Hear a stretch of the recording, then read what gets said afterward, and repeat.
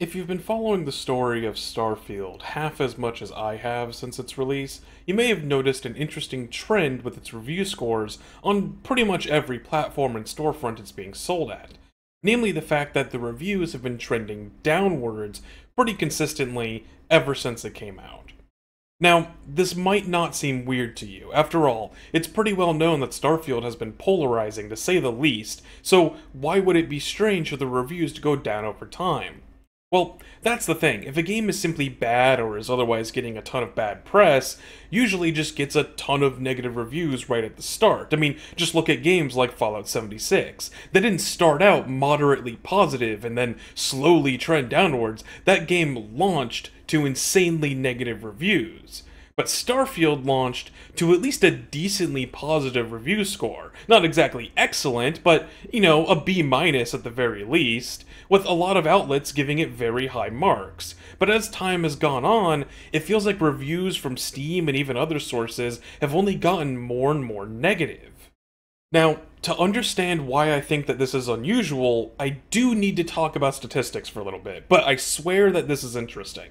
Essentially, it comes down to the idea of sampling bias. Whenever you conduct any kind of poll, especially when you're just gathering people's opinions, you're going to introduce some kind of bias into your data depending on how you conduct that poll. For example, say you're gathering data on people's favorite foods, but the place you set up to gather people's opinions is right outside of a Burger King. You can probably understand why, then, there might be a slight bias towards people that like hamburgers in your data. And the same is absolutely true when it comes to game reviews as well. I actually made a video a while ago specifically going into the heavy bias introduced in how the Epic Games Store handles its review system. So, link in the description if you want to hear more about that kind of stuff. But Steam reviews, or any other review platform for that matter, are not immune to this either. If you think about it, each person can only leave one review, and they can only leave a review in the first place after they've bought the game. Now, when a game first comes out, you're going to get a flood of reviews from all kinds of people, ranging from first impressions to people who binged the whole thing in just a couple of days, all kinds of positive and negative reviews all at once. But after the launch of the game, that's when the real bias starts to take hold, and it mainly has to do with playtime. After all, a month after the game comes out, what are the odds that someone who bought the game at launch but absolutely hated it is still playing? Chances are they stopped a long time ago, and if they were going to leave their negative review, they would have done so ages ago when they stopped playing. And this only becomes more true as time goes on. 6 months after a game comes out, a year, longer, who is still going to be playing a given game? Well, people that like it, of course.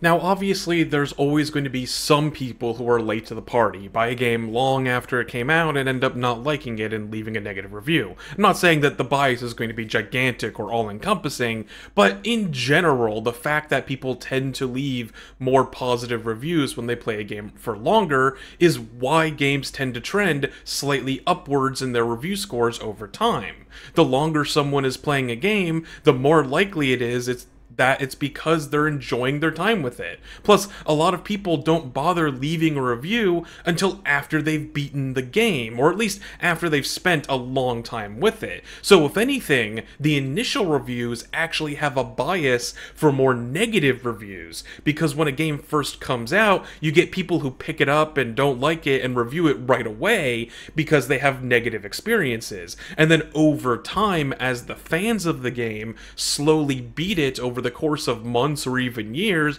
they add their positive reviews to the pile to create this upwards trend.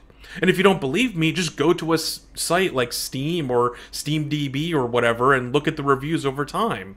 And I've probably been showing a few on screen during this part of the video. Just keep in mind, we're looking at the dark blue line for the overall review specifically. But I'm not trying to cherry pick data either. I've just picked whatever games came to mind, whether they launched to critical praise like Baldur's Gate 3 or were absolute flops like Redfall. You still see this at least slight positive trend over time by at least a few percentage points as time goes on.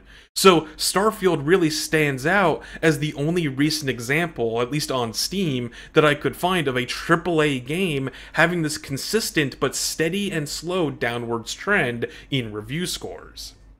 Okay, statistics and polling 101 is officially over, but now hopefully you can see why I think it's interesting that Starfield's reviews have been steadily trending downwards instead of upwards.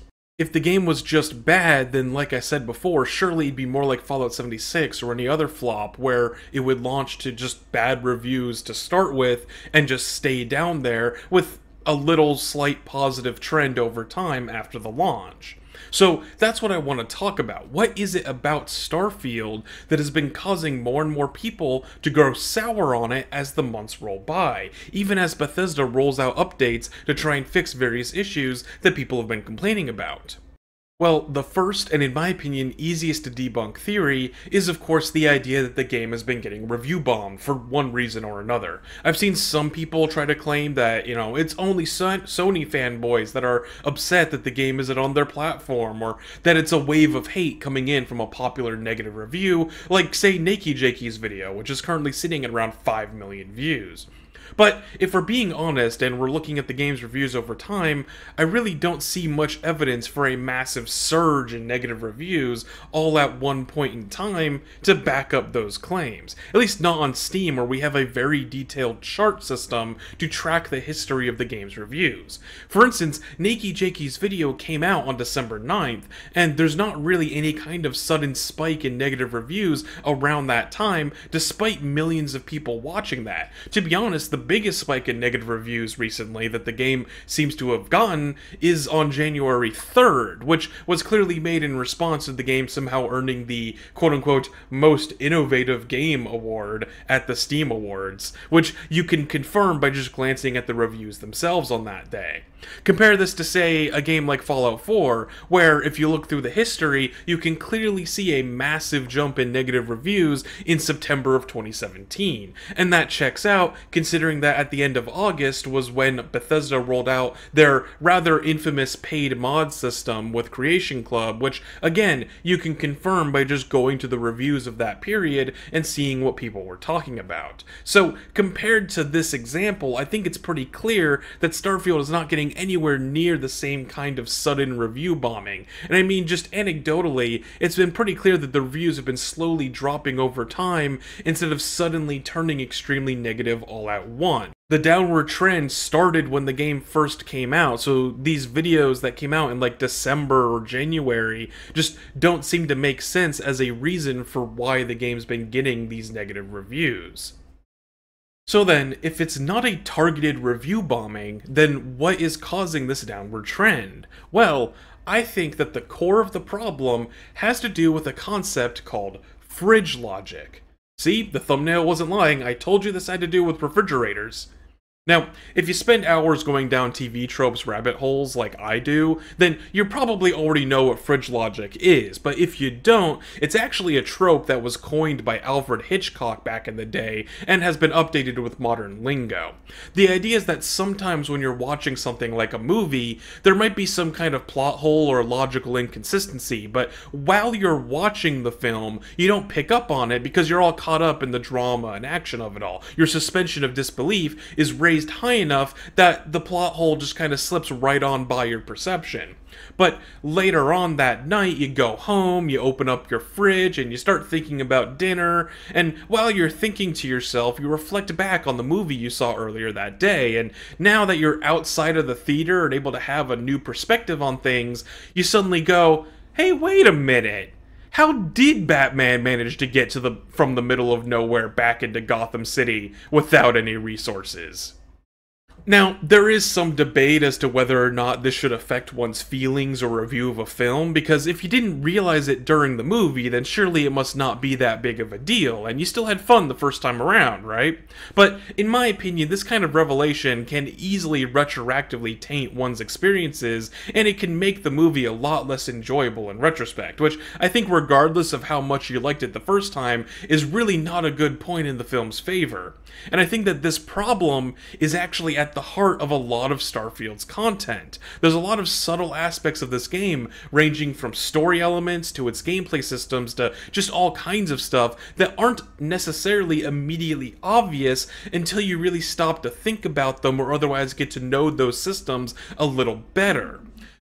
But there's one more wrinkle in this picture, which is of course that Starfield is a video game, not a movie, and mediums like TV shows and video games and whatnot are much more long-form types of media. So you're not going to consume the whole thing in one sitting, which means that inevitably, information is going to be drip-fed to you over the course of a very long time. So when you initially encounter something like a plot beat or a story element or a quest or whatever, it might make perfect sense at the time, and there's no problem with it even upon reflection. But then 10, 20, maybe even 100 hours later, you learn something else about a certain character or just a part of the setting and lore that retroactively makes that initial scene from way back when not make sense anymore. And again, you might not realize it at first when you get that new piece of information because that first scene happened so long ago. But once again, when you're staring into your fridge, going over your own thoughts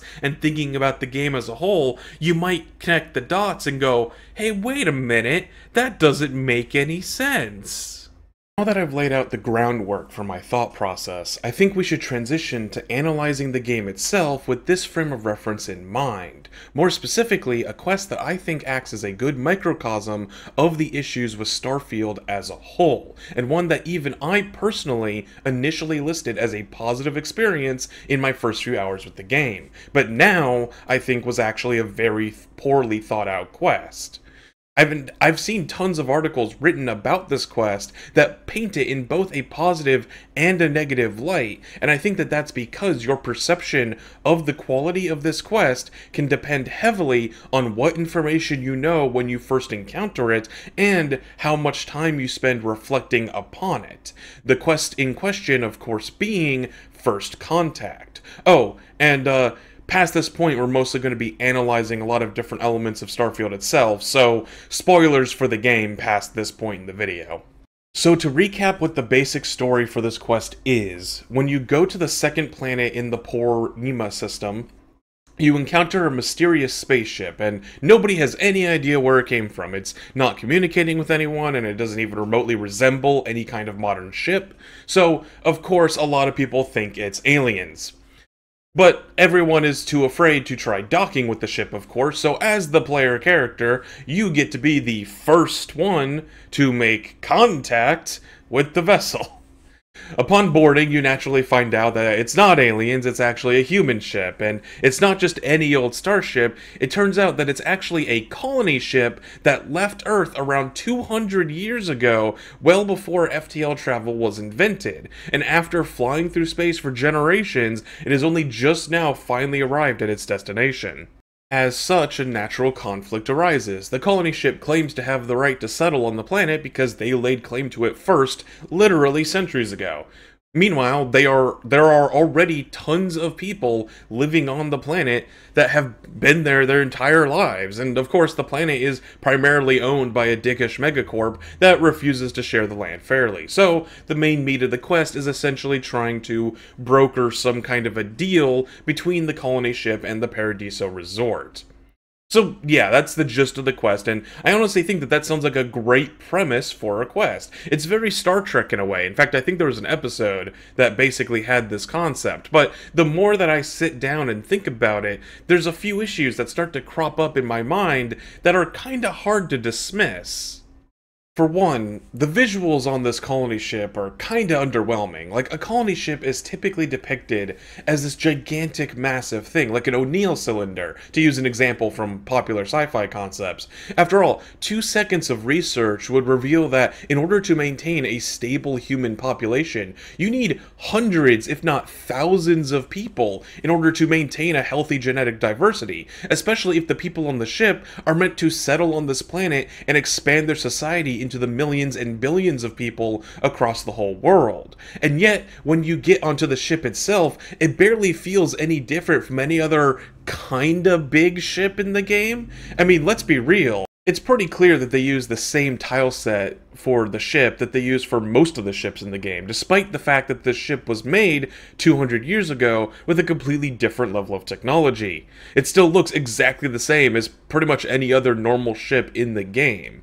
And while they do put in some effort to try and add some facilities to the ship, like a school and a garden with trees to create oxygen and stuff like that, these things just end up feeling very scattershot and woefully inadequate for how many people would need to live on this vessel. I mean, again, a quick Google search that I did in like 5 seconds would reveal that you need about 7 to 8 trees to recycle enough air for one person.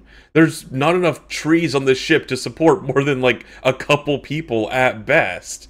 And if this ship would need thousands of people on it, then that would mean that you need an entire forest of trees to provide them with all the air they need. And in turn, you would need tons of other resources in order to maintain those trees, and basically the size of this ship just keeps getting bigger and bigger, at least in terms of how big it should be, the more you think about it. And yet, when you look at it from the outside, it barely looks longer than like 100 meters. So it's hard to even use the excuse that we're only seeing a small part of the interior to try and lampshade these problems. And I mean, just imagine the alternative of how cool it could have been if instead of this fairly normal looking ship, it was this colossal cylinder floating in space. And I'm sure, obviously, I'm not asking for them to make a whole ass, fully explorable O'Neill cylinder, but they could have had like a small portion be explorable when you first board it and go to the command center, and then just give the player a cool view out of a window that is basically just a big skybox to create the illusion that there's this giant cylinder full of forests and towns of people and whatnot. Like, I'm just saying it could have been a really cool moment with just a little bit more effort. But, you know, okay, I'm harping a lot on the art team here, and maybe they just didn't have enough time or resources to implement something that cool for just a single quest. Fine. At least they didn't botch it so hard to the point where you're able to find, like, modern brand names like Chunks on the ship. So, there is that. They have had issues with that in the past with some of the Fallout games, after all. Though, that said, I do have to wonder why there are things like 1980s-style Macintosh computers, despite the ship being built in, like, the mid-2100s. Like, yeah, it's old compared to Starfield's modern day, but the ship still must have launched nearly 100 years in the future from us. Why the hell are there VHS tapes on this thing? Regardless, there is a number of other questions that came to me the more I thought about the nature of this scenario. A big plot point, and the main reason why you have to act as a diplomat between the two groups of people, is because the communication systems on the colony ship are incompatible with modern day systems. Like, okay, yeah, that makes sense, you're probably going to have some slightly outdated software on a 200-year-old ship, but like, this is also a sublight vessel.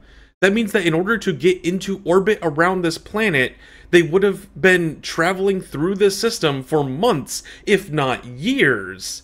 They surely would have been noticed by thousands of other modern-day ships just passing them by, and not a single one of those ships over the course of multiple months ever thought to maybe investigate, maybe see if they knew Morse code or something? Like, did nobody on the ship itself maybe think to poke their head out of an airlock and wave at a passerby for help? Anyways, to get back on track, while software has changed over the course of 2 centuries, apparently docking systems haven't. I mean, surely the existence of a compatible docking port on this ship, since you can board it after all, should have been a dead giveaway that this was a human-made vessel, right? And regardless, once you confirm that it's a human-made vessel, why the hell is the player suddenly tasked as the official diplomat between these people? Like, surely Paradiso could just send up their own envoy and they can hash this out over lunch themselves. I really don't need to be involved with this questline after like the first 5 minutes. I mean, by all means, the player should be able to involve themselves, but like, there's no reason why these people couldn't work things out among themselves. Like, why do I have to not only broker this deal, but also pay for things myself when old Earth artifacts are allegedly priceless in the modern day, and this colony ship is chock full of them? Ugh. But, you know, see, here's where it actually gets interesting, though. See, everything up till now that I've pointed out is stuff that you might realize shortly after just playing the quest itself. Maybe during the quest, if you're really paying attention. But if you have additional context from other parts of the game and learn more about the game's lore, then this quest manages to make even less sense than it did before. Like, for example, if you've done a lot of ship combat, you know that disabling a ship's grav drive also disables the onboard artificial gravity. Okay, that makes sense. It's literally called a grav drive. It figures that gravity manipulation would would be involved, but the colony ship was explicitly meant to be sent out before grav drives were invented, and yet it has just normal artificial gravity. This is actually another reason why I think using an O'Neill cylinder would have been so much cooler, because it uses artificial gravity through rotation, so you won't need some kind of weird magical sci-fi explanation. But here, I guess they just happen to have some kind of artificial gravity system, despite the grav drive not existing yet. But you know, what actually is the timeline of this ship? They said that the journey is 200 years long, and the present day in Starfield is the year 2330. That makes their launch date around 2130, presumably? But there is some additional info from the navigation officer talking about how they shaved at least a decade off their trip, which means that they must have launched around 2140. Now, why is this an interesting fact? Well, because when you find out later, when you're digging up the history of Earth, that the grav drive itself was actually invented in 2138, a few years before they would have left. So, the entire premise of this whole ship is that it left before grav drives were considered anything beyond a hypothetical device, and yet, by the time the ship actually left, the grav drive would have already been being tested on the moon. Now, if we're talking about a civilian vessel or something, I understand it not exactly being commercially available to be used on, you know, any other normal ship, but we're talking about a ship that was commissioned by billionaires and housed various elites in the scientific community, among other things. And you're telling me that they wouldn't have heard about this experimental grav drive? Like, sure, I understand that they wanted to leave early because they thought a different apocalyptic event was going to hit Earth before the real one did, but you're telling me that these people were all universally like, I could live out the rest of my life on a cramped ship in the void of space, or, hear me out, I could maybe wait a couple years, have the ship outfitted with one of these newfangled grav drives, and then spend my retirement looking over an alien sunset. Like, they wouldn't have even had to wait if they were really that concerned about an impending apocalypse or anything, or if they just didn't trust the grav drive tech yet. Just leave a note on Earth with the scientists that are currently working on it that just said, hey, if the world doesn't end before you figure out this whole grav drive thing, just mail us one so that we can get to our planet faster or something like that. And yeah, I get that in the modern day, the galaxy forgot about the ship, but there's absolutely no reason why anyone would have forgotten about this massive colony ship endeavor only a few years after it left. I mean, hell, it would have still been within contact range of Earth for at least a decade or two at the start of its journey. Like, they could have just sent an email about it. But okay, yeah, I've been harping on this quest for a while now, but I want to take a moment to step back and reiterate exactly what the core point I'm trying to make is. It's not just that this quest is badly written, it's that it's badly written in a way that isn't necessarily immediately obvious until you stop to think about it, especially since the core idea is such a neat concept and could easily draw you in to the point of getting you to overlook some of these other details. I know I did my first time around. Like, for example, most people likely wouldn't question at all why the player character is involved in this quest, because you're the player, so you get involved in everything. And with how easy it is to encounter this quest early on, it's very likely that you don't know any of the lore surrounding grav drives or the history of the universe or anything yet. Hell, you probably don't even know the timeline or anything. Like, the point being that you're likely missing out a lot of the puzzle pieces necessary to call this quest out for the bad writing that it has when you first encounter it. When I first played through this quest, I just didn't really think much of it, especially since at the end of the day, it's a pretty short quest, and especially if you have the money on hand, you can blow through it in basically no time at all. And like I said in my original review, I actually listed it as a highlight, but when going back through it for these analysis videos, I knew a lot more about the game. I had learned a lot more about the lore of the setting, and I just had more time to think about and analyze things, and as a result, I picked up on a lot more details that just didn't make any sense or were otherwise just poorly put together.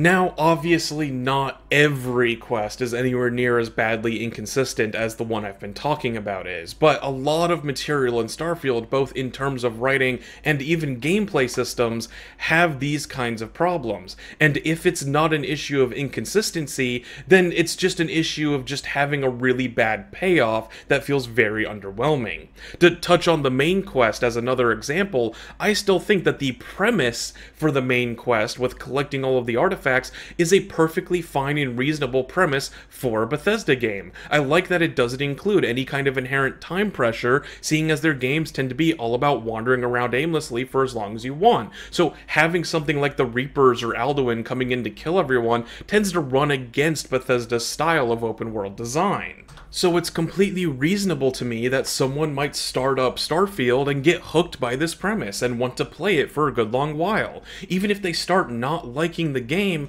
they might even force themselves to play further than they would have otherwise, just to find out what the payoff for the main mystery is. But then, as you get into the game, you come to realize that every artifact hunt pretty much plays out the same way, and they basically all just boil down to giving you a variety of magic Skyrim shouts. But then when you beat the game, it gets even worse, because then they don't actually provide you with any kind of real, tangible explanation for where the artifacts come from. So arguably the most interesting part of the mystery just gets completely left wide open and is extremely anticlimactic. And no, if one of the planned DLCs finally answers some of the unresolved mysteries, that's nice and all and would be appreciated, but I wouldn't consider having to buy a DLC just to get a satisfying ending to the base game's mystery to be good game design. But yeah, so I've been focusing a lot on specifically the story and writing for the game, but I think that this same principle of fridge logic, the idea that the game essentially gets worse over time and upon reflection, applies to things like gameplay systems too. Like, a lot of the game's mechanics can seem harmless or even well designed on the surface, but then as you get deeper into the game, you come to realize that they're actually incredibly flawed or tedious. A great example that I'm pretty sure I've mentioned before is starship building. The shipbuilder is very in-depth and it lets you do a lot of stuff with it. It's many people's highlight of the game. But after playing for a while, you start to realize that a number of quality of life features are just desperately missing. Like the ability to save a schematic for a ship you can't build yet so that you can theory craft and give yourself a goal to work towards. You also can't save a ship if it's not flight capable, which at first sounds reasonable until you realize that different stores sell different ship parts, and you can't just buy and store ship parts to be used for later. So if you want to combine the parts from two different stores, you have to go through this whole routine of making a ship with all of the parts that you want from one store, then you have to buy a lot of extra parts to make sure that it's flight capable so that you can fly it physically to the other store. Then you have to modify your ship again with the new parts from the other store and get rid of the other extra parts you had to already buy to make that just to make the actual ship you want to fly. And, of course, this is all before we even mention the fact that the only thing starships are really used for mechanically is space combat, and that whole combat system is just woefully poorly designed and just not very deep or very fun to play, in my opinion, at least. Like, early on, when you first start out, you might go, okay, space combat is simple, but that makes sense, I'm still in the starter ship and we're at a low level. But then dozens of hours later, when you have a much better ship and you're at a much higher level, you finally realize, oh, it's not actually going to get any deeper than this, is it? Like, these kinds of issues aren't immediately obvious. If you only play the game for a few hours, then you're probably going to assume that the game's just going to get a lot deeper and complex over time, and that you're just starting out in the shallow end of the pool.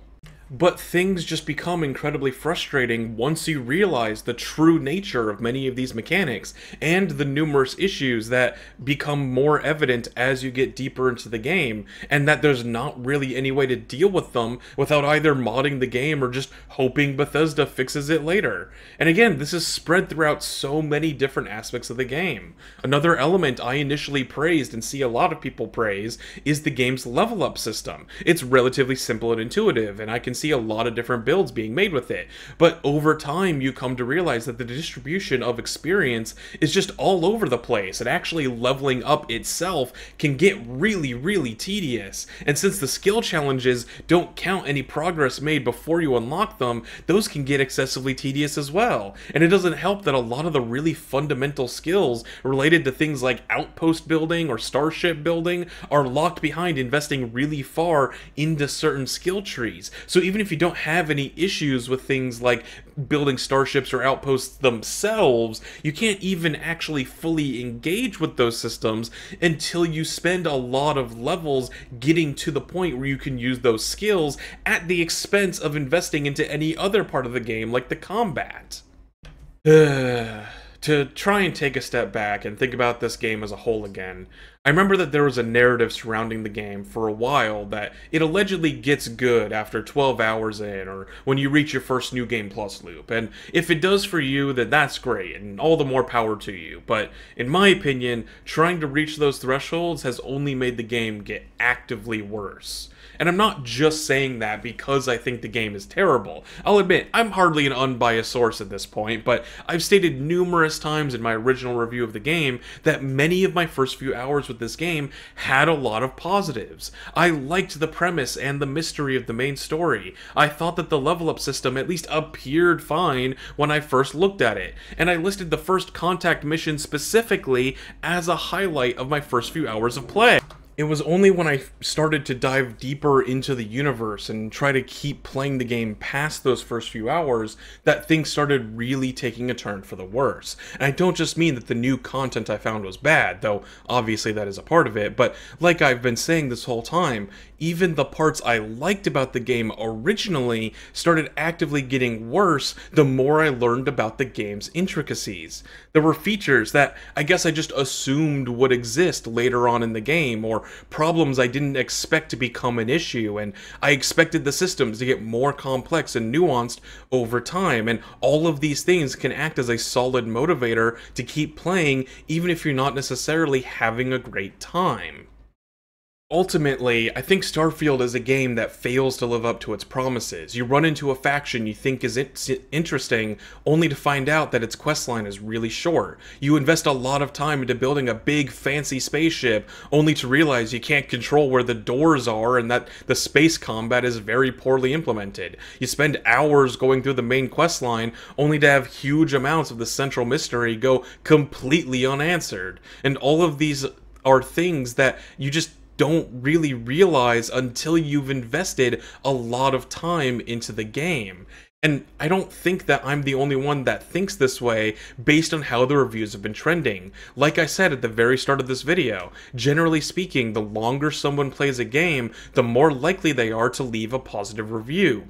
And that's why so many games see this slightly positive trend after release. But with Starfield, I think that a lot of people are playing it with the expectation that if they're not liking it now, then it gets better after a certain amount of playtime. Maybe you're not having fun right now, but when you hit that New Game Plus, it'll finally get fun for you. But then you finally reach that point and you realize that it's just all more of the same, and you finally quit and you leave your negative review with a shockingly high playtime. And we can confirm my theory by just glancing at the reviews on Steam and focusing on how much playtime these people have. Sure, there's a few exceptions of people who only played for a couple of hours within the refund period, of course, but so many of these negative reviews don't just have a few hours on them, they'll have 20, 30, 50, even over 100 hours of playtime.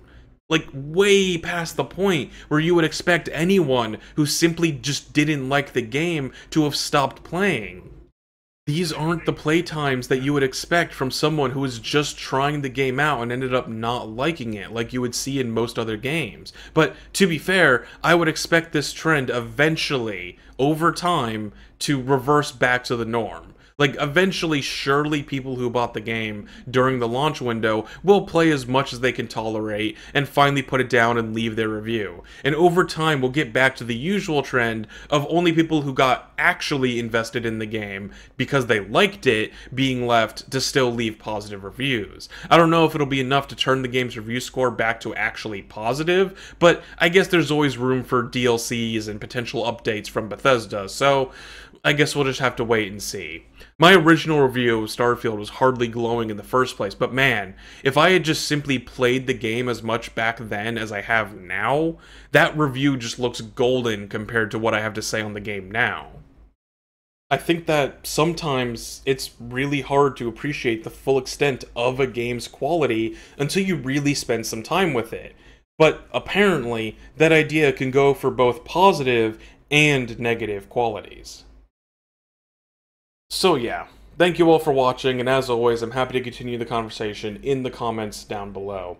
I know Starfield can't be the only example of a game that actively gets worse the more you play it. I mean, hell, I would argue that tons of games are known to have problems with things like, say, balancing that only really becomes clear when you're a lot more experienced and skilled with a game. Starfield is really just a more extreme case of that kind of phenomenon, and one that is rarely seen in a single-player game.